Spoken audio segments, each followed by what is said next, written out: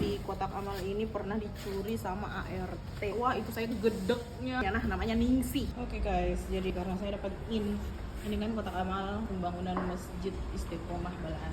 Ini di kampungnya suamiku. Jadi karena hari ini kita dapat info bahwa masjid di sana butuh dana buat renovasi. Intinya tambahan. Ini butuh 5 juta. Jadi saya akan buka.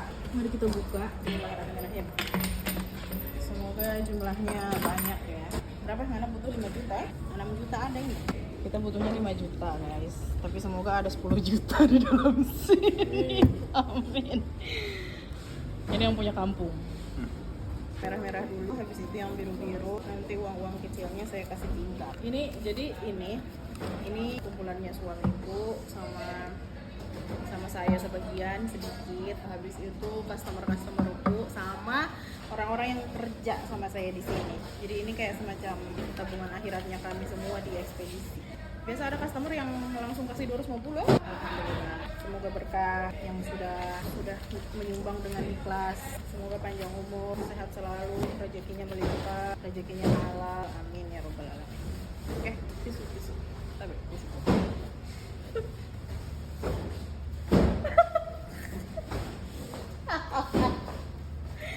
Ayo.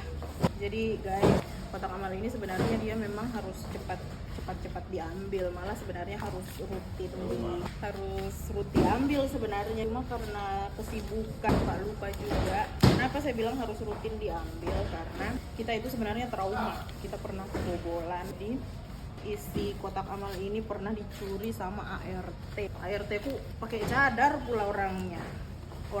Terus dia mengaku kayak, oh ya saya sering ikut ini jamaah tabligh begitu, maksudnya pakai cadar, tahu mencuri ya. Dan jumlah yang dicuri juga waktu itu wow 6 juta. Menurutku itu banyak sekali ya teman-teman, 6 juta. Mengingat ini maksudnya dia kayak kita kan kumpulkan sedikit demi sedikit ya.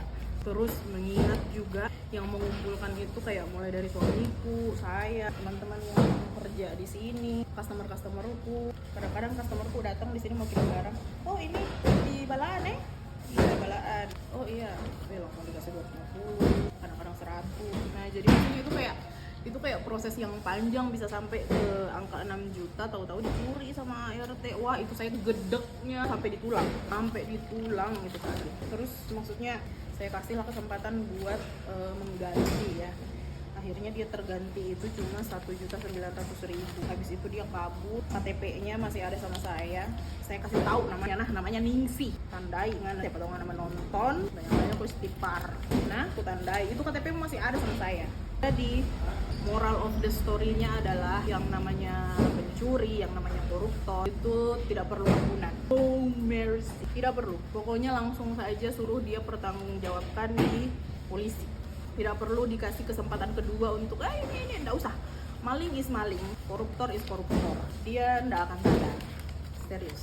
Saya sudah memberikan kesempatan kedua sama beberapa orang yang mencuri. Ujung-ujungnya tidak dipertanggungjawabkan, malah tambah lebih parah. Jadi pelajarannya adalah tidak perlu ada kesempatan kedua untuk yang namanya pencuri atau koruptor. Sama kayak negara ini. Sama itu pokoknya dia memang harus berantas sampai akar-akarnya. Oke, jadi ini adalah masih ada. Ini uang 100 dan 50 yang terakhir. Saya akan hitung dulu, semoga sih cukup 5 juta. Soalnya masjid di Nuhun butuhnya katanya 5 juta buat biaya pacor. Ini sekarang tinggal yang 5.000, 20.000 sama 2.000-an. Saya mau hitung dulu. Jadi berantakan aja ini mejaku. Jadi sudah saya hitung ya guys. Ini semuanya totalnya 7.500.000 rupiah. Alhamdulillah. Oke, jadi setelah saya hitung, saya akan transfer 5 juta ke Om Wan yang ada di Balaan. Nanti saya akan kirim tanda bukti transfernya ke beberapa orang. Alasannya apa? Transparansi. Nah, terus saya mau cerita karena kalian pasti penasaran sama spill mukanya itu pelaku yang mencuri mencuri uang kotak amal. Ini orangnya. Tandai. Siapa tahu ketemu di jalan. Antara sekitar Maros sama Makassar lah.